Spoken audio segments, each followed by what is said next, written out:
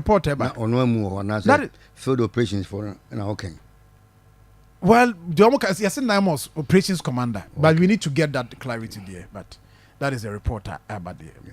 And he said, and you know, so an dance you will say, MP, was it your friends?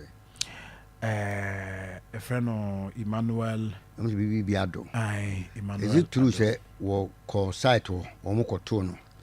On being video footage is better, say, MP, in Ebenezer Kwaku Addo. Okay.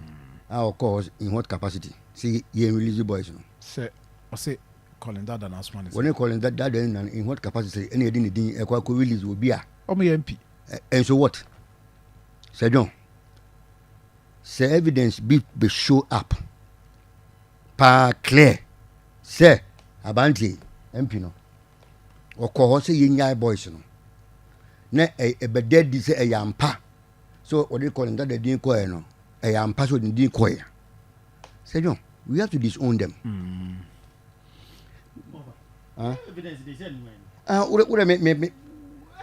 No, but if I don't say ministry, no crime. Ministry say, or more investigation. They will not leave it like that. Or more investigation.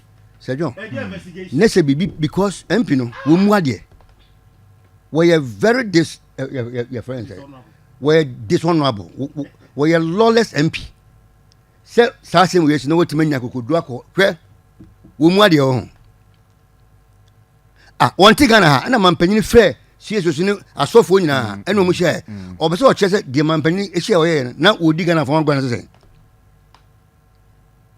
No one, Asutifi and this victim, both send on the buy. Why MP so what? Why a broom as well? So the number, the number.